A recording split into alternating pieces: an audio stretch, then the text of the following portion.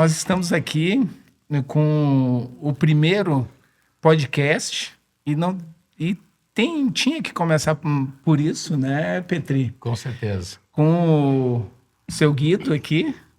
Senhor Guido, ele não quer que eu chame ele de senhor, né, que diz que está no céu, mas é o seu Guido está aqui conosco, maravilhoso, tem uma história muito bacana, eu acho que começa tudo por ali. Depois vem com o Antônio Ramos, que os dois, inclusive, trabalharam juntos na Ipiranga, vão ter essa oportunidade de nos contar, né? Tem muita história, que é a base toda dessa nossa sucesso que hoje está aí fazendo.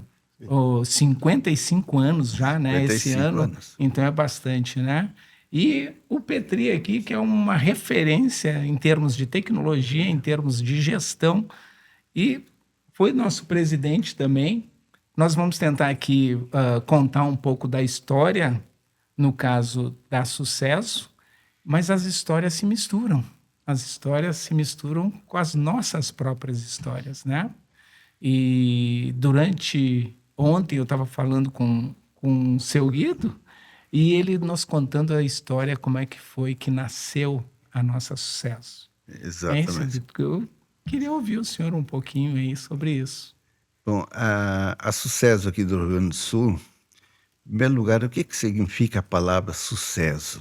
Ótimo. Né, que muita gente não sabe. É Sociedade dos Usuários de Computadores e Equipamentos Subsidiários. Esse é o significado da sigla Sucesso. Acho bom explicar o que é equipamentos subsidiários, que eu acho que o pessoal não Tem sabe. gente que não sabe. São todos os equipamentos que ajudavam a processar dados ou preparar dados para entrar no computador. Tá? Esse que significa esses equipamentos subsidiários. E na época tinham pelo menos 3 que eram famosos. As digitadoras de cartão eram famosas, porque tu tinha que digitar os cartões para depois compilar. E tu tinha algumas impressoras enormes que também eram consideradas subsidiárias e alguns, né, controladores de disco ou de fitas. Porque a processadora era o maior da sala. Então era o computador e os equipamentos subsidiários, que eram os outros que ficavam em volta. E ocupava, né, uma sala. Antes dos cartões, era o perfurador de fita de papel. Né? Que muitos computadores no início só liam fita de papel. Então, na Ipiranga, por exemplo, nós tínhamos perfuradoras NCR, perfuradoras de fita de papel. Então, quando se recebiam as notas fiscais, que era o principal fonte de informações, a gente tinha que codificar todas as notas fiscais, colocar o código do cliente, o código do produto, fazer somatórios para que na perfuração não houvesse erro nenhum. E aí, então, era perfurado em fita de papel. Essa fita de papel era transformada numa fita magnética para a fita magnética entrar no computador. Maravilha, hein? Que loucura, hein?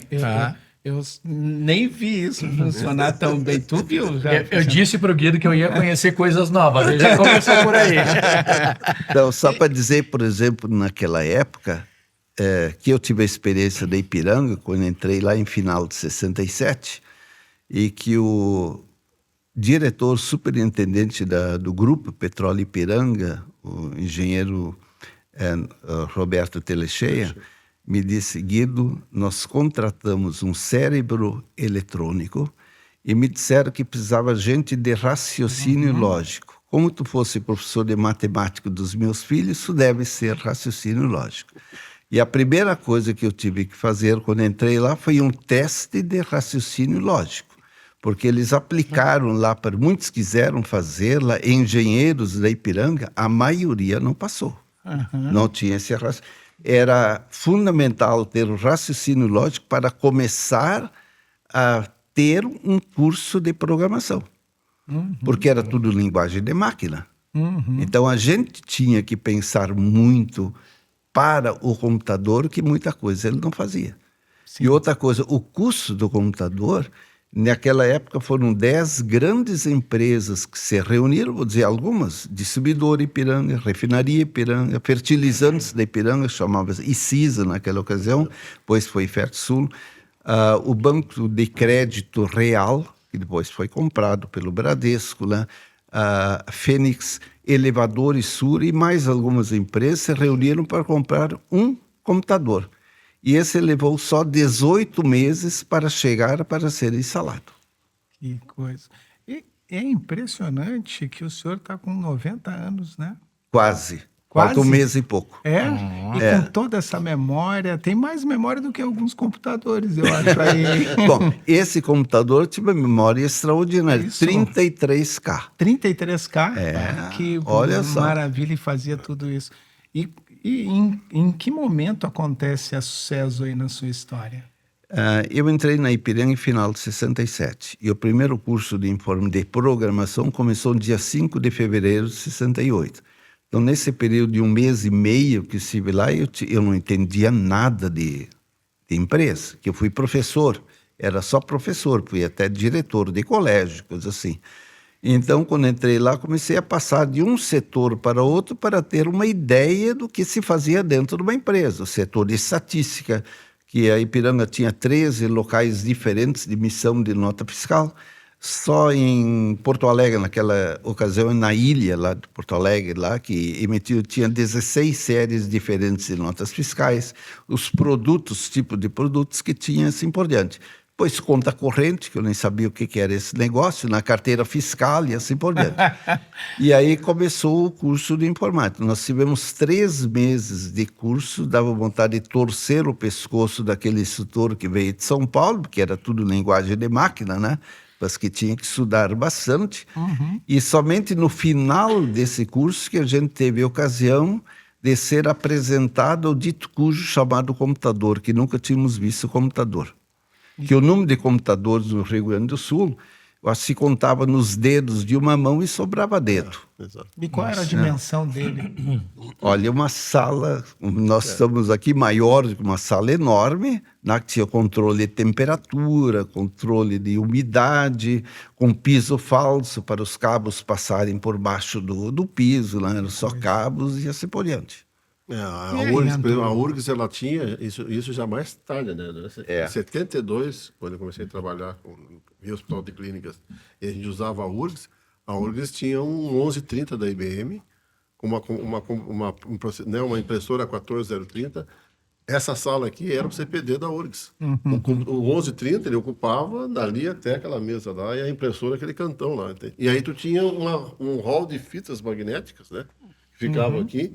E os discos grandes, que eram removíveis, de 3K, de 3 mega. Discão desse tamanho, a capacidade de 3 mega. E era removível. E era o supra-sumo das coisas. Então, eles eram grandes computadores. Né? Mas o importante é ver assim, em função disso, a Sucesso depois foi criada porque as empresas começaram a se preocupar que elas dependiam muito dos fabricantes de computadores, que eram poucos e eram fortíssimos. Um deles era a IBM, a outra era a Borgos, tu tinha a NCR, né? NCR e mais a Univac. E mais a Univac. E aí eles não tinham vindo no Brasil, as francesas, que depois se tornaram famosas, né? Que também a Bull, né? Já era nessa época mas aqui as 4 principais eram essa: NCR, Univac, Borgos e IBM. E as empresas que começaram a comprar um computador, em conjunto, algumas delas, deram conta que a quem elas recorriam quando elas tinham que negociar com o fornecedor. E aí elas tiveram a necessidade de começar a trocar ideias, né? E aí surgiu a ideia de criar, então, uma sociedade de usuários, que eram as grandes empresas. Hoje, quando a gente fala em usuário de informática, somos nós. Né? A Sucesso mudou com a microinformática, onde a informática passou a ser usada por indivíduos e não por empresas. E aí mudou o critério de quem é o usuário da Sucesso. Mas lá no início era só empresa. No início, os associados da Sucesso não podiam ser individuais, era só empresas. Só as empresas? E nem fornecedor. Só empresas usuárias que eram associados da Sucesso. E tinha um bocado tinha bastante empresas associadas, né? Que aos poucos aquilo começou a se multiplicar. Que inclusive para criar, eu acho que o César começou no Rio de Janeiro, depois veio alguém que estava de lá, veio para cá para nos ajudar, e aí então de algumas tinha o Banrisul e mais uma outra empresa, então a gente se reunia, tomava um cafezinho. E um outro filho da família militar que tinha a Concel. A Prozasa não. Não. A famosa que era o Coronel Baiar. Coronel Baiar, que era... Não? Não, era da Brigada Militar. Era do tipo GBUX, que era do Exército, mas era da Brigada Militar. Escapou o nome Sim, agora. agora me aí. fugiu o nome também. Daqui a Vi pouco esses vem. nomes em algum lugar de Eu história. ouvi também na como história, GBUX. Então a gente se reunia, tomava café e discutindo Monte isso. Data. Monte Data. Monte Data. bem. Monte Que era uma Data, das empresa maiores- do grupo do GBX, as maiores CPDs de TI de Rio Grande do Sul. E que era Monte formava Era ali. programadores que depois se espalhavam para outras empresas, inclusive, né? E então aí surgiu a ideia e começou no dia 21 de agosto, que é considerada a fundação do SUCESS do Rio Grande do Sul, 21 de agosto de 68. Estamos aqui com o 21 de fundador do agosto. Sucesso, Fundador da rapaz. SUCESS. Olha É só. outra coisa, né? Que Ah, foi que muito história, legal, hein? né? E é interessante que exatamente essas coisas que o Antônio falou antes, muita fita magnética, enorme a fita magnética, que o computador não tinha memória, tinha pouquíssima memória. E né? quais eram os serviços oferecidos, feitos naquela época? E se utilizava para que o computador? Computador, principalmente fazer estatísticas, se colocava no início como uma máquina de calcular ou coisa parecida, né? E eu falo da Ipiranga onde eu tive experiência. No início era substituir aquelas estatísticas de vendas, porque quando é que eles feito manualmente com esses números diversos locais de emissão de nota fiscal, diversos produtos, então no final do mês seguinte é que a diretoria recebia os resultados, quer dizer, não podiam mais examinar nada do papel. Até nós conseguimos fazer no quarto dia útil do novo mês, já tinham os resultados. Então, podiam começar a examinar os resultados. Isso foi o primeiro exercício. Os primeiros sistemas sempre eles nasceram assim, ó, da necessidade de ter o controle, principalmente do faturamento, vendas e faturamento. Em seguida, o pessoal financeiro se dá conta, como é que eu só controlo vendas e faturamento se eu não tenho como comparar com a questão de custo? E aí tem compras, né? Bom, no processo de tu desenvolver um sistema para poder fazer faturamento, naquela época o faturamento era feito em máquinas externas ao computador central. Tu tinha uma série de máquinas especializadas, uma delas a NCR, né? E tinha uma série de outras que faziam o faturamento num local lá, geravam ou papel perfurado ou uma fita para vir para o computador. O financeiro em geral começou a pressionar, bom, mas além de ter um faturamento, né, ter o resultado mensal, e depois de ter compras, como é que fica a contabilidade? E aí, Conta corrente. Conta corrente. Tá? Sim, então, assim, tu cadastrar clientes, cadastrar fornecedores para ter gestão de vendas e gestão de compras, em seguida, bom, se vocês têm os dois principais elementos de receita e despesa, a contabilidade pode sair. Então, começaram a surgir o sistema de contabilidade. Esses foram os primeiros sistemas gerados em qualquer área, né? Naquela época, da década de 60 para 70. De noite e de madrugada, a gente atualizava o computador com as vendas e mais os pagamentos recebidos. Aí saía com aquelas listagens de 3, 4 vias, né, com carbono, né, para emitir com conta corrente. No dia seguinte a gente espalhava tudo aquilo, começava a distribuir aquelas listagens para o pessoal. Mas a SUCESS, qual foi o papel? Inicialmente, né, o que se fazia? A gente fazia muita visita a empresas, né, aqui no Rio Grande do Sul. Aqui no Rio Grande do Sul, a Gerdau, a Procer, lá do Banrisul, e outros aí, para ver como eles arquivavam as fitas magnéticas, que era uma coisa enorme. Só para ter Veja, se eu tenho o cadastro de uma fita magnética, eu tenho que alterar os dados do Petri, mudou de endereço, né? O do Nilson, mudou, sei lá, alguma informação. Se eu tinha uma fita, eu tinha que gravar essas alterações de uma outra fita magnética enorme, fazer uma programação para encontrar aqueles dados e gravar uma terceira fita magnética, aquilo ia copiando e gravando até que encontrasse o Petri, então alterar o endereço, encontrar o outro cliente, alterar aquele dado para gravar a outra fita. Era pesquisa assim, manual, não tinha sorte ainda. Não. Então se fazia muito assim, como é que arquivar essas fitas magnéticas? Como é que arquivar esses discos enormes que eram todos aí, que eram soltos, que a gente colocava, né? Removíveis, todos, né? E tinha um peso danado. Como é que cada uma organizava isso? Então ia trocando ideias. E outras coisas, por exemplo, como é que resolvia tal problema. Até ontem falei aí, né? Falou. Para por exemplo, para eu ter um dado, eu faço uma divisão, né? Por exemplo, 20 dividido por 3 dá 6,666, uma periódica. Como é que eu quero ver esses dados, mas já com, vamos dizer, não simplesmente desprezar, né? Mas se tem um 5, um 6 na terceira casa decimal, Arredondamento pra cima. o arredondamento. Arredondamento. Daí fazia. O computador não fazia isso. Então, como eu ajudei em algumas coisas, como era professor de matemática, então, olha, é fácil, vamos acrescentar 0,005. Somando, então, aquele terceiro 6 mais 5 dava 11, então sobrava 1, somava nos segundo 6, né? Fica 6,67 e desprezava o restante.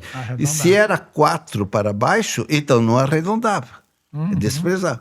Então, coisas assim, por exemplo, a data de hoje é 16, né? 16/09/23. Como é que isso dá 16 de setembro? Então, também teve que se arrumar um jeito para ver como é que o computador transformar. E gerar as tabelas. Né? Gerar tabelas. E naquela Tabela época mesmo, era tabela 2 anos pro ano, né? E Antes do tudo, bug na do milênio. realidade, a gente... por que deu aquele bug no milênio, né? Famoso No ano 2000. no ano 2000. Porque era 31 de 12 de 99. Aham. Somando um, outro ia ser 010100. Né? O ano Sim, 2000. sim, sim. E por que se fazia isso? Porque o custo do armazenamento era muito caro. Sim, o tamanho do disco era... E tudo era programável, né? Tu tinha que ter gente de programação. E as linguagens eram chamadas linguagens, na época, hoje chamadas de baixíssimo nível, mas eram os assemblers da vida. Depois surgiu, né, o Fortran comercial, e Pascal. mais tarde surgiu depois Pascal, Algol, né? COBOL bem depois. Mas nessa época, né, por exemplo, tu tinha computadores tipo da IBM, que tinha um tipo da IBM, as únicas empresas, né, que eram habilitadas de fazer o treinamento para criar os programadores era o próprio fornecedor. Então, tu tinha curso que era dado pela IBM, tu tinha curso que era dado pela Boros, tu tinha curso que era dado pela NSR, e a NSR, o nome do assembly dela era NIT3. Nietzsche. Era NIT, depois virou NIT3, mas era NIT, por quê? Era um assembly, mas o nome dela, porque quem dava era a NSR, né? Então, hoje, né, tu tens uma variedade por exemplo, comparando com hoje, tu tem uma variedade de linguagens que tu usa em qualquer device que tu quer usar, mas as linguagens estão disponíveis e tu tem as universidades formando programadores e na época não. Não é E por isso o disponível. sucesso era importante, porque quem é que negocia com os fornecedores? Eles eram muito poderosos. né? Não, e outra, a Sucesso começou a ser um centro de treinamento. De informação. E pô, uma curiosidade, começou com quantas pessoas a Sucesso? Ela Quantas pessoas? cobrava alguma coisa? Cobravam das empresas das e davam um empresas? rendimento. Aham. Né? Então, a Sucesso, naquela época, ela tinha as empresas que eram associadas, tinha os cursos, Ela vendia e além curso. disso, tinham os eventos informáticos. Os eventos informáticos do Rio Grande do Sul começaram com a Sucesso. Eu tenho a impressão que foi em 81, por aí, que foi a primeira semana da Sucesso, que foi lá no GBUX, que teve uma feira e um congresso e feira. Mas a feira era enorme, tinha 3 equipamentos. 3 equipamentos. Um deles era da Polimax, que eu me lembro bem, que era Polimax? o Eu trabalhei com Polimax Polimax, mas só um que baita não de um era equipamento desse tamanho, só né? para Esse ser não era esse. Não era Só só para... para já tinha disquete. só para ser um editor de textos. Só era Só para para edição de texto. só editor de texto. Não fazia outra coisa. Aham. Mas foi um evento muito interessante. Depois já começou melhor. O segundo evento foi lá no Palácio São Rafael, lá no hotel mesmo, mas aí já tinha umas estantezinhas, etc. Né? Já foi mais. Em 88 começou a primeira grande feira, congresso chamado Infosul. Infosul. Aí o Infosul. Antônio. Aí já tava com o Antônio, né? Eu já era vice-presidente e ele era o presidente. Eu era o organizador da feira, né? Ah, você e aí- estava no primeiro Infosul, então, os dois? Infosul. Ah, que Sim. legal. E foi Foi lá no em... Que ano foi? 88. 88. Acho que a gente foi lá também. Não, eu tive visitando, Eu mas também. como visitante Como ainda, Lá né? no visitante Centro de também. Eventos São José. Lá no Isso, Eu Plaza tava na São José. faculdade nessa época, eu fui visitar. Foi a Foi. primeira grande também. feira. E com o resultado desse, nós compramos a sede da Sucesso. Com o resultado foi que Com o surgiu. resultado disso, nós compramos Um a evento, sede da a Sucesso. sede. Olha aí, ó. Olha aí, ó. Fica a dica, fica a dica. Né? Um evento só. Mas até aí já tinha grandes expositores. A IBM estava lá, né? E quase tudo quanto é empresa que tinha alguma E coisa. aí já tinha feito a fusão, né? A Boros virou Unisys, né? A Boros e Univac Sim, né? formou a Unisys. Né? Então foi assim um primeiro grande. E a partir daí, todos os anos tinha InfoSul. Sim. Né? E uma outra coisa que era importante era o seguinte: essa era uma época em que o Brasil vivia a reserva de mercado na área de tecnologia. Sim, O que pegamos essa aconteceu parte, com a nós reserva de pegamos. mercado? As empresas multinacionais, tipo IBM, Unis, Boros, Univac e Bull, elas tinham proibição de vender certos equipamentos nos portos, porque isso era reservado à indústria nacional. E aí surgiram as 5 famosas empresas da reserva de mercado. Aqui no sul, a Edisa. A Edisa, Tá? fortíssimo. Depois tu tinha lá no Rio, surgiu a Cobra, computadores, né? Depois tu tinha a... Computadores da brasileiros. Nixdorf, que era... como é que era? Não me Não lembro, lembro não me agora. E aí tu tinha a CID e tu tinha a Itautec. Essas empresas, os Só que eventos eram... Itautec era equipamentos bem menores, já foi sim, os mas eram primeiros os microcomputadores. é. Mas e essas empresas, mais as que surgiram fabricando alguns outros computadores, os eventos de informática era o local de poder expor, porque não tinha como expor os seus produtos. Então, por isso que a feira era um sucesso para poder expor, e a gente tinha um congresso que as inscrições eram enormes. Nós tínhamos uma quantidade imensa, porque eram assim, ó, cada dia 6, 7 palestras e cursos durante o Congresso da Sucesso. E todo mundo Mas ia, né? eu lembro de ter conhecido a Sucesso numa feira no shopping Praia de Belas. Exatamente. Né, no andar de cima, no terceiro andar do Praia de andar. Belas, para popularizar a informática e para o consumidor. Eu acho que foi uma das primeiras feiras que o que popularizaram. aconteceu, Né? né? Como eu era vice-presidente da Sucesso Nacional também, numa das reuniões da Sucesso Nacional, e foi feita em Belo Horizonte, eu fui visitar, o Guido não podia ir, eu fui lá, e lá eu descobri o seguinte: a Ana, né, a Alvarenga, né, que era a presidente da Sucesso, e é da diretora da Montreal Informática, tá? A Ângela disse assim: tu precisa vir conosco, que nós vamos amanhã inaugurar a nosso Inforuso, que era a feira de informática de Belo Horizonte. E levou para um shopping. E lá no terceiro andar do shopping era a feira. E Eu tivesse a voltei ideia. encantado, falei: cara, a solução para realizar uma feira é levar para um shopping. E nós temos o Praia de Belas Shopping aqui, que o terceiro andar é vazio. E outra, e o cara que hoje é o gerente de gestão do shopping Praia de Belas é como é que é o nome dele? O colega do Centeno. É um cara que foi da IBM, é um cara que conhece TI. Vamos falar com ele. Quando nós queremos fazer uma feira no Praia de Belas. Deixa eu falar com a turma, né, dos diretores. Virou um sucesso, né? Sim, foi um sucesso. Mas depois foi para o Iguatemi, se não me engano, não foi? Não, Ou foi sempre por Praia ali? de Belas. É. Sempre ali. Porque Sempre na época aí começou as pessoas físicas e pequenas empresas serem usuárias de informática. Já existiam os PCs. Sim, já informática, isso. E aí começou a era de downsize também. Da saída do mainframe e a entrada de equipamentos médios. Então lá era um momento de apresentar novos programas, novos equipamentos, principalmente novos programas. Né? Então, seja o editor de texto, uma planilha eletrônica, um tradutor fez um sucesso, um dicionário eletrônico e assim por diante. Não, eu me lembro. Eu tenho uma história aí numa das feiras que eu fui, né? O CIE, eu trabalhava no CIE, né? Estagiava, como eu digo, estagiei durante 35 anos lá no CIE. E aí o pessoal queria levar um PC lá para dentro da feira, inclusive, passando não era um PowerPoint, naquela época já tinha, eu acho, alguma coisa de apresentação. Sim. Não, era um TED 2000. Acho que sim, né? Tinha um TED 2000. Eu sei que aconteceu de deixar alguma coisa funcionando lá, e quando eu cheguei lá, eu acho que eu me enganei na tomada ali, queimei um computador. Ixi. Nossa. Na segunda-feira, quando eu entrei no elevador, a primeira coisa que eu encontrei foi o superintendente do CIE. Eu já há anos, já trabalhando lá, a primeira coisa que ele disse... Estagiário.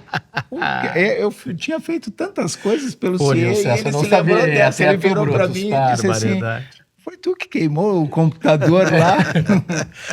Mas foi nessa época que eu comecei também, Nilson, porque eu cheguei a visitar essa feira, né, no Praia de Belas, e eu estava iniciando a minha faculdade, e logo em seguida eu comecei a trabalhar na RioCell, e a RioCell foi uma das primeiras empresas a implantar Oracle aqui no estado. Isso, Sim. Né? E aí eu comecei a trabalhar com Oracle e a gente começou a ter demanda para desenvolver a capacidade produtiva e até mesmo de entender, né, a ferramenta.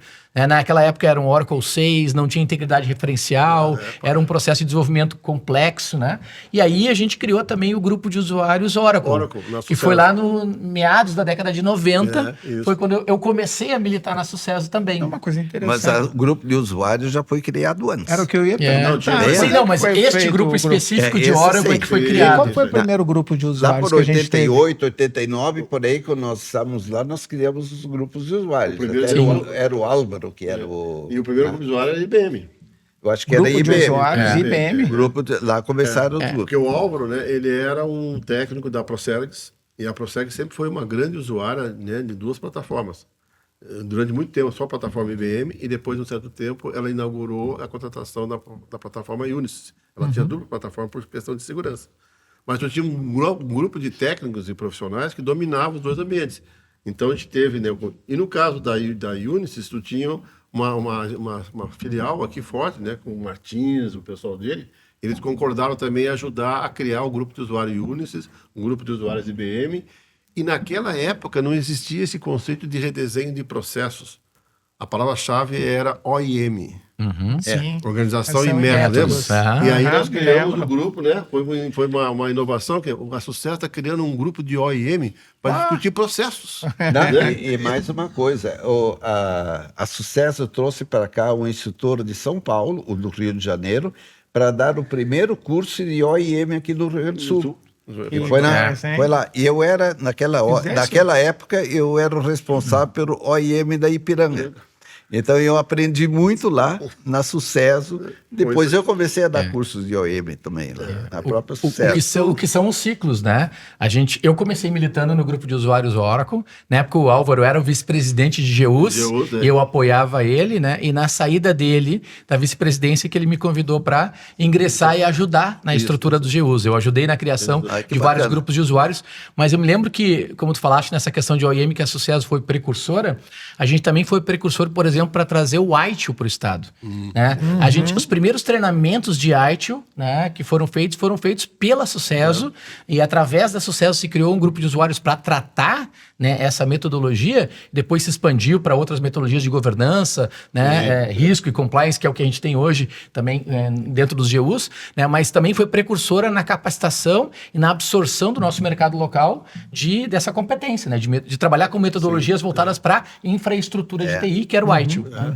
Não, e é interessante que, né, nessa época também, a reserva de mercado, como ela restringiu a entrada de multinacionais, as empresas que passaram a comprar os computadores nacionais, elas precisavam de comprar o quê? Sistemas. Sim. E isso viabilizou o surgimento de empresas de desenvolvimento de software, muitas delas, tá, que passaram a desenvolver, assim, por exemplo, as mais famosas, uma DataSul da vida, ela surgiu nesse esquema, né? Uma série de outras empresas. E aqui no Rio Grande do Sul, a gente começou a ter o surgimento de quem? Um pessoal que desenvolvia para a Gerdau, na Meta, começou a desenvolver aplicações para rodar em sistema Cobra, IDISA, né? Labo, assim por diante. A Engenho... me lembro. Lembra? Desenvolveu Sim, sim. o sistema. Então, tinha dois birôs famosos aqui, que era o birô da direção e da Cisco, que passaram a dizer, opa, na reserva de mercado, nós vamos, em vez de só vender sistemas, né, para rodar em casa, que no caso da Cisco, o mais famoso era o Patrimônio, que até hoje é o carro-chefe deles, né? Muita gente usa o Patrimônio da Cisco. Eles passaram a vender sistema de contabilidade, folha de pagamento e tal, e surgiram os primeiros RPs nacionais. Naquela época, tu não tinha o EBS da Oracle, tu não tinha o SAP aqui, tu não tinha nada disso. E veio depois, quando caiu a reserva de mercado. Mas na área da indústria também, porque em 91, 92, quando eu trabalhei na RioCell, né, a gente trabalhou num projeto que era para desenvolver o primeiro SDCD totalmente brasileiro, Né? porque a gente importava isso nesse caso era de uma empresa nórdica, né, era da Suécia, né? E a gente desenvolveu com verba, naquela época do FINEP, o primeiro SDCD brasileiro dentro da RioSelv aqui no Rio Grande do Sul. E a partir desse projeto, várias empresas foram criadas, porque a RioSelv passou por um processo de terceirização da área de TI, e a partir dali várias empresas, eu inclusive fundei uma empresa, que foi a Gênesis nessa época, isso foi em 93, mas várias empresas foram criadas, e isso também alimentou muita discussão dentro dos grupos de usuários, porque a gente tinha não só os usuários, mas também tinham várias empresas querendo desenvolver tecnologia e estar à frente, né, para poder prover melhores soluções, para poder expandir. Então, eu acho que foi um boom ali dos grupos de usuários, com certeza, né? Mas deixa eu colocar uma coisa um pouquinho antes, 20 anos antes, aí de 93, em 70, por aí, toda a Sucesso, da história da Sucesso, era o ponto de apresentação de uma tecnologia nova. Olha aí. As empresas que traziam qualquer equipamento novo, por exemplo, vou me lembrar agora da Boros, por exemplo. A Boros lançou o primeiro computador compacto, não mini computador, computador compacto. Tinha 8K de memória. Era uma mesa, tá? Era chamada L2000. Então, no ano 70, eles pagavam o café da manhã lá na Associação do Comércio, né? Associação lá no centro, lá na Associação Comercial, eu acho que era. E Palácio do lá, Comércio, então, lá era, eles pagavam o café da manhã e a Sucesso organizava. Então aí foi apresentado o L2000. Foi o primeiro, e aí quero contar a história da Cispro. E naquela época, então, a gente viu essa demonstração e a Ipiranga tinha um grande problema. Eram 12 faturistas e 16 séries diferentes de notas fiscais, imagina, lá já era em Canoas. Então, nós começamos a estudar um equipamento para fazer nota fiscal, para emitir nota fiscal. E nós chegamos à conclusão que eu fui até num evento lá do Rio, levei o diretor da Ipiranga, o Telechê, e lá a Boros fez uma apresentação, né? Ele ficou, essa máquina trabalha sozinha. Né? Trabalha sozinha. É assim, né? E aí, então, ele autorizou para nós, eu fiz um estudo, só com aquilo que a gente ia poupar de papel na nota fiscal, cada ano íamos pagar um equipamento, compramos 2 equipamentos para fazer. E aí foi feito um curso na Boros, que o Clóvis, que era o diretor, que depois, antes de fundar a Cispro, ele trabalhava nos móveis esplêndidos. Sim. Eles também compraram um L2000 e fez o curso junto com o meu pessoal lá na Boros. E aí ele teve a ideia, colocou o ativo imobilizado lá na Móveis Esplêndidos, e aí surgiu a ideia de fundar a Cispro. Aí ele botou a Cispro. Legal. Essa foi a história. Mas, muito bonita. Mas vamos dar mais 20 anos aí de pulo para frente, então. E a Edisa, o quanto ela foi importante para nós aqui? Bom, deixa eu falar um pouco do que eu sei, depois do Guido complementa. Primeiro, assim, como tu tinhas aquele clima em que existia uma lei estabelecendo a reserva de mercado, tá? A ideia é assim, que tipo de tecnologia pode ser trazida para as empresas nacionais criarem a indústria nacional de computador, tá? Então, houve diversos estudos. Um estudo que houve aqui, o pessoal da URGS, né? Junto com o pessoal da Procergs. A Procergs sempre foi uma referência forte de tecnologia. Eles avaliaram e disseram, existe uma alternativa interessante, que é os japoneses têm uma máquina chamada da Fujitsu, tá?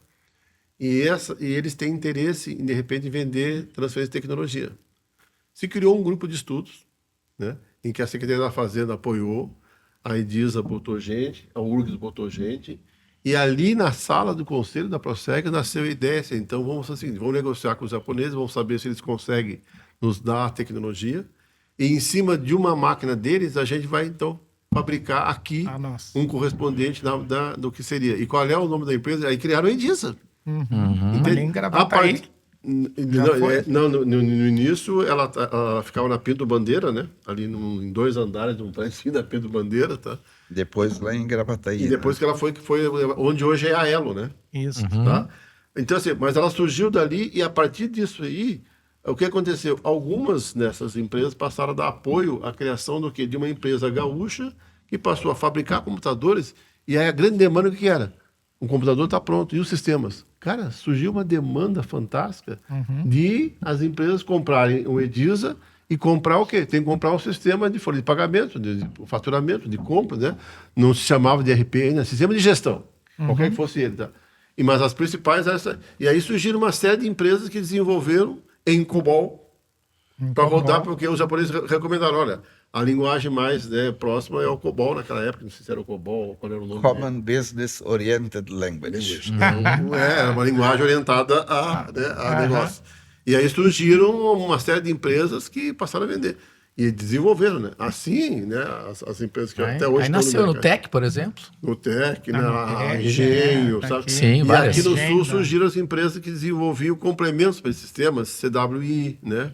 A Meta, sabe? Um monte de outras empresas. Mas já bem mais adiante. Não, Mas nasceram por essa época. por essa na época. reserva de mercado. Eu lembro a época que eu estava na faculdade aí entre 88 e 92, na minha graduação, e a gente já trabalhava com projetos com a Edisa. A gente tinha o ED lá dentro do laboratório, junto com alguns computadores lá da Itautec e algumas coisas que vinham da Apple já naquela época.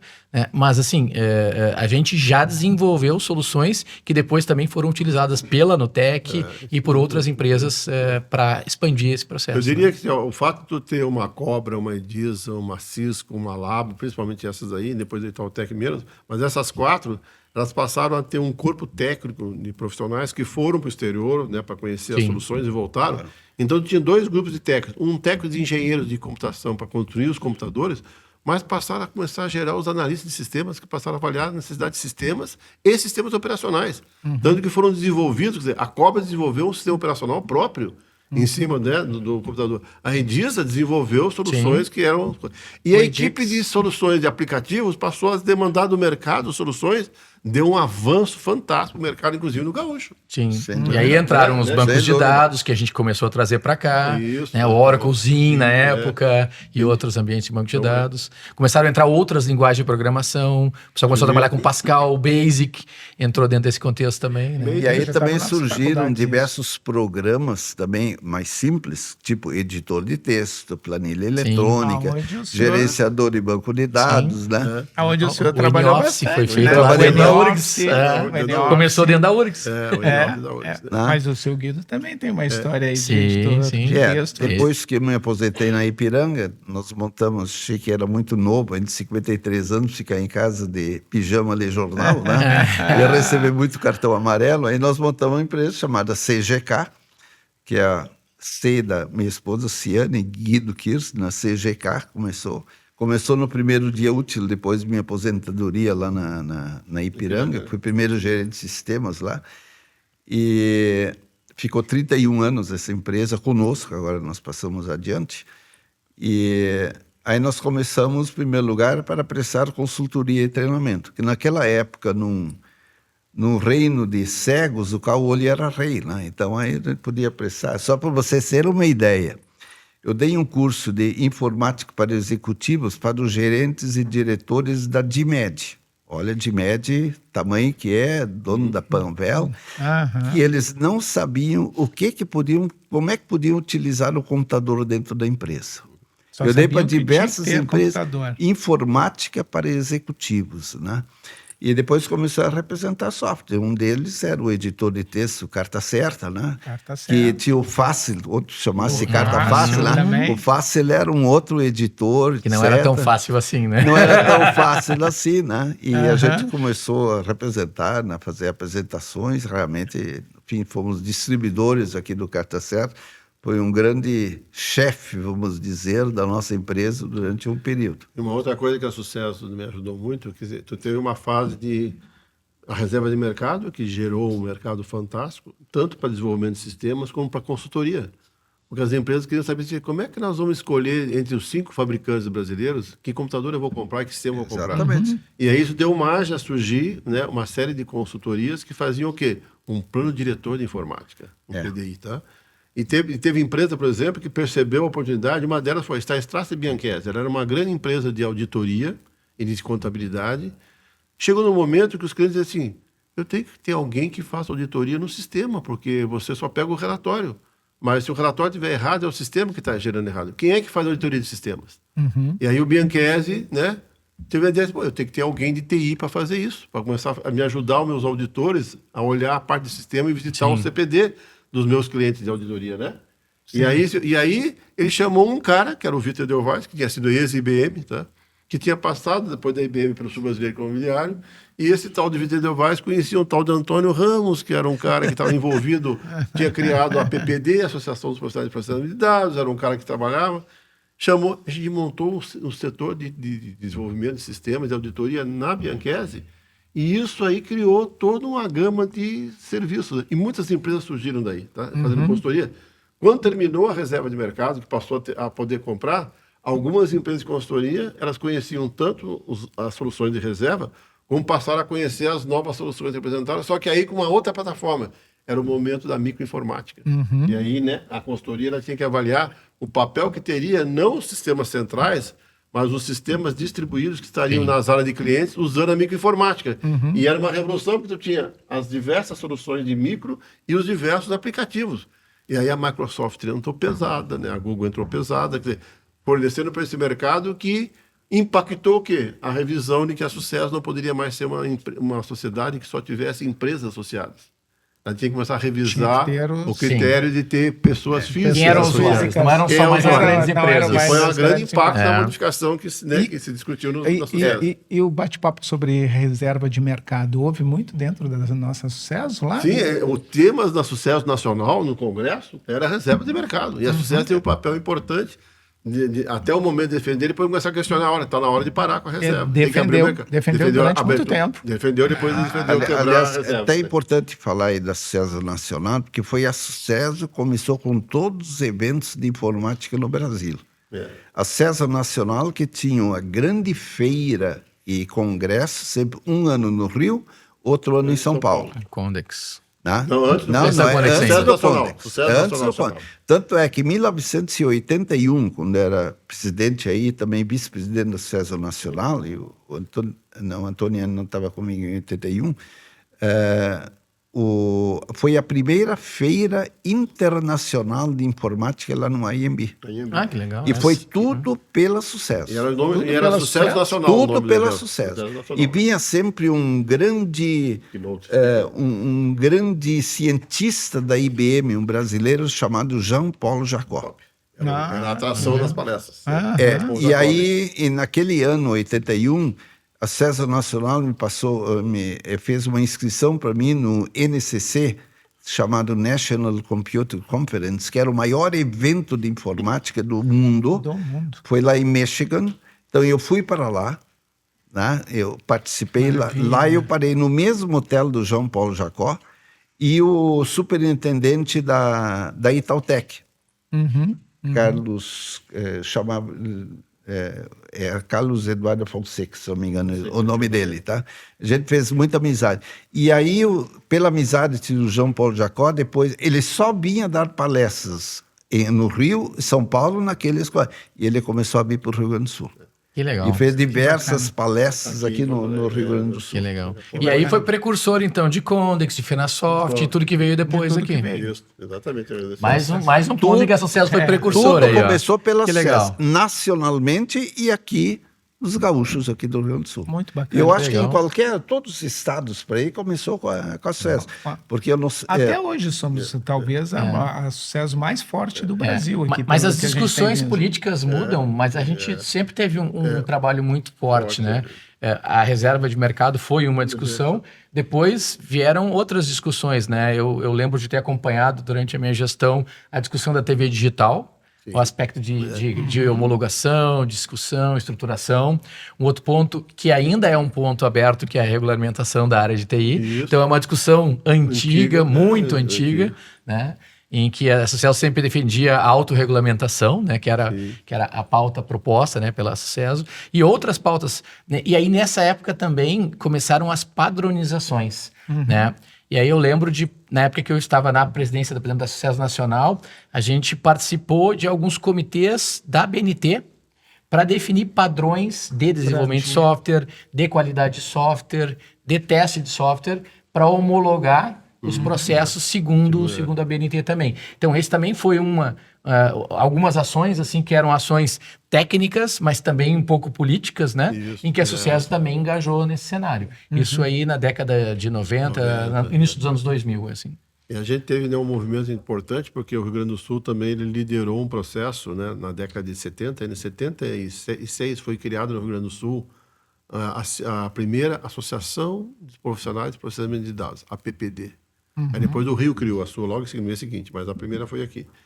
O Pedrolo foi o primeiro presidente, né, o Castrão foi o segundo, eu fui o terceiro. Naquela época, a gente achava que a questão principal dos profissionais de processamento de dados era a regulamentação da profissão. E eram 4 funções. Tinha a função do digitador, do programador, do operador e do analista de sistema. Eram os 4. Nós chegamos a fazer a preparação de um congresso, que foi feito em 78, um congresso das APPD do Rio de Janeiro. A gente lá, o congresso aprovou uma proposta de lei de regulamentação que entregamos para o Simon, entregamos para alguns deputados. Tá? No ano seguinte, 79, né, a gente começou a perceber assim, acho que nós estamos entrando num caminho furado. Por quê? Primeiro que a APPD ela não se sustenta, porque ela é uma associação. E aí a gente chamou um cara, que era um advogado, e disse assim, ó, se vocês querem preservar os profissionais, vocês têm que criar um sindicato de profissionais de processamento de dados. Isso é uma outra coisa, uma estrutura sindical. E aí foi daí que surgiu a ideia de criar um CINDPPD e um CEPROS. Mas quando surgiu essa questão, eu particularmente, então, como já estudei um pouco de filosofia e de história, eu sei que, né, esse negócio de reservar mercado e criar reserva de mercado é coisa medieval. Né? Então, eu não concordo com os sindicatos, tá? Mas aí eu vou me afastar desse negócio de APPD, CNPPD, porque eu vou fazer uma autocrítica que eu não defendo mais a regulamentação da profissão. E aí a Sucesso foi fundamental, né? Porque a principal entidade que começou a combater a ideia de ter regulamentação da profissão foi a Sucesso. Dizer, olha, é um segmento tão dinâmico que a cada ano surgem novas funções. Como é que nós vamos regulamentar? Imagina se nós tivéssemos hoje uma lei que regulamentasse digitador, programador, analista e operador. E não tem nada mais. É muito dinâmica. Mas é uma história interessante. E hoje em dia não duraria mais que 2 anos, né? Teria que mudar a lei todo ano. Assim, fora dos bastidores aqui, eu falei o seguinte pro Petri. Petri, eu acho que não vai dar tempo da gente contar tudo, né? Porque tem tanta história aqui, né? Mas mesmo assim, eu vou aproveitar o momento aqui para o Petri também nos mostrar a parte dele, que tem uma história belíssima também, importante aqui para o Rio Grande do Sul, misturando tanto a parte pessoal, né, o desenvolvimento pessoal, quanto essa parte toda da Sucesso, né? Petri falar, quer dizer o seguinte, Por favor. Sucesso sempre teve um papel importantíssimo, mas eu acho que lá teve um período que se afastou um pouquinho, teve um outro ano aí que se afastou um pouquinho. E o Petri entrou no momento de retomar essa é a história, o caminho da Sucesso. Isso. Eu queria dizer isso aí. E legal, foi realmente isto que aconteceu. É verdade. Que legal. O meu caminhar na Sucesso, ele começou nos grupos de usuários, né? Que é uma coisa que eu até hoje defendo e acho um dos o principal coração, digamos assim, da Sucesso, né? Militando nos grupos de usuários, eu comecei a conviver com as reuniões, eventualmente, de diretoria, né? Aqueles cafés, né? Aqueles almoços ali no Clube Suíço, né? E que a gente fazia para discutir algumas questões. E no Mamma Mia, lembra? E no Mamma Mia também, isso aí. Você sabia, Escolhia bem, né? E aí eu lembro que o Álvaro que lançou o desafio assim porque ele ia mover para uma outra posição ali dentro da Sucesso para abraçar a questão dos grupos de usuários, né? Como eu já militava aí há quase 10 anos no grupo de usuários Oracle e eu entendi a importância, né? A gente sabe que o coordenador do grupo de usuários ele é fundamental para drivear a discussão, para fazer e articular. Então eu procurei trabalhar para articular e ampliar esse leque, né? E naquela época a gente estava com muitas tecnologias entrando, né? Muitas coisas acontecendo, mas a Sucesso, como o seu Guido comentou, realmente estava numa situação complicada. Financeiramente ela estava numa situação, ela estava quebrada, né? Ela estava com dívidas, inclusive, para associados, de eventos que ela se comprometeu em fazer e acabou não fazendo, né? E a gente teve que recuperar isso, né?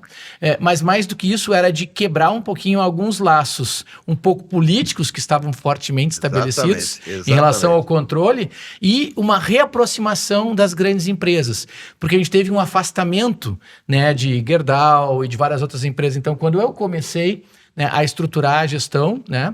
Eu fui primeiro, sentei com o Inácio na Gerdau, passei um dia lá com ele para discutir, sentei lá na época com o Krug lá no Banrisul para ver como engajar, sentei com o presidente da Procergs, da Procempa e sentei com outros grandes, né, representantes assim de empresas que usavam a TI para buscar todos, ou seja, a gente precisa ter todo mundo junto nessa composição. E aí a gente compôs uma diretoria com a participação de todos esses entes e eu acho que dali em diante a coisa andou muito bem. Foi fundamental. Foi fundamental. Isso. Falei antes. E uma outra coisa importante, aqui, nessa época surgiu o GeoCIO. Tá? E aí era o Carreiras, era o Miguel Marioni, que agora está em São Paulo. Isso aí foi no era ano o 2000 próprio e alguma coisa 2000 e ali, alguma né? coisa, Porque isso. são 20 anos 2003. já. Acho que 2003 para 2004. O Geo tinha sido recém-formado, né? E aí eu busquei uma aproximação. Só que no início, né, o pessoal estava assim, uma entidade vai querer tomar conta, daqui a pouquinho tem lá, não só empresas de usuários, mas também tinha empresas, né, desenvolvedoras e fornecedoras, né? Então, eles ficaram talvez no início um pouquinho céticos em relação a isso, mas a gente foi quebrando esse gelo, né? E a gente conseguiu aproximar, né, durante todo esse processo de gestão, todo o GeoCIO, né? E hoje a gente vê, né, parte da diretoria participando, uma integração total. Então, esse também foi um papel importante de resgatar a proximidade dos grandes usuários de TI, também com o contexto da Sucesso. Não só no aspecto público, mas também no aspecto privado, né? E expandir, né, as oportunidades de discussão dessas novas tecnologias através dos GUs. Pode falar. Eu não ia deixar passar. Mas e qual foi o papel que tem que ter do Inácio, nosso amigo Inácio? Não, como eu te disse, quando eu fui montar a diretoria, a primeira coisa que eu fiz foi sentar com algumas peças-chave. E um dos com quem eu sentei foi com o Inácio. Inácio, eu preciso do teu apoio, tu tá hoje no GeoCIO, tu é o CIO de uma grande corporação como a Gerdau, e a gente precisa que vocês venham junto, né? E o Inácio, eu me lembro, ele me fez passar o dia lá, fomos almoçar com o pessoal lá no restaurante da galera, né? Conviver com toda a realidade da empresa, e no final o Inácio disse, não, tamo junto. E quando ele diz tamo junto, né? Eu tô tranquilo. Tamo junto até hoje. Estamos junto até hoje, né? Super Outro importante. eu acho que o Inácio com certeza. É uma referência. Personagem, é uma referência. Tem um destaque importante nessa época, que acho que vale a pena a gente conhecer também, que ele faz parte da história do Rio Grande do Sul. Tá? O Rio Grande do Sul é um dos poucos estados em que uma sociedade de software livre foi fortíssima. Realizou alguns grandes eventos, inclusive na PUC. Sim. Por quê? Porque nessa época a discussão do software livre tomou um caminho quase ideológico, né, em relação a confrontar o software livre contra os grandes fornecedores de software. Foi forte. E como tu não tinha uma Sucesso forte que pudesse assumir esse debate, ela passou a ocupar um espaço importante e realizava na PUC megas eventos. Tá? E tu tinha alguns profissionais, né, que chegaram a passar pela Sucesso, mas eles migraram depois para defender a movimentação do software livre. E em função disso, até da vinculação partidária e tal. Mas assim, de um papel importante, assim, o Rogério Santana, o Mazzoni da Vida e tal, eles se cruzaram inicialmente para Sucesso e depois foram fazer o trabalho. Tanto que algumas pessoas dizem assim, Antônio, tu é ocupado porque tu foi o primeiro a convidar o Rogério a ser presidente, né, da Sucesso, da tua sucessão, numa época em que ele era um técnico, né, sem discussão ideológica. Mas depois, quando surgiu o software livre, a Sucesso já estava numa crise interna, e é importante ressaltar que se ela não tivesse na crise, provavelmente ela teria feito uma discussão diferente sobre o software livre, que hoje todo mundo sabe. Software é software, se é livre ou não é uma questão de decisão. Mas não pode dizer que é uma questão fundamental que o software tem que ser livre, gratuito. Não. E como é que tu vai fazer que as empresas sobrevivam, né? Mas a conjuntura permitiu um resgate. Mas é o papel da Sucesso dele, exatamente isso que eu quis dizer bem no início. Exatamente, não, é isso aí, mas é verdade, é isso mesmo, é isso mesmo. E aí a gente abriu esse debate, né? Tanto que os GUs debatiam os aspectos técnicos livremente sobre esses aspectos, né? Então, eu acho que foi um trabalho que foi construído, né? E o legal de ver é que essa construção, ela seguiu, ela expandiu com a recriação de outros eventos, né? Então, assim como lá teve o berço lá do seminário da Sucesso, do congresso da Sucesso, aqui a gente lançou o seminário executivo, que hoje é um sucesso. Nós estamos aqui, né, participando do seminário executivo esse final de semana, que é um sucesso que foi reconstruído, né?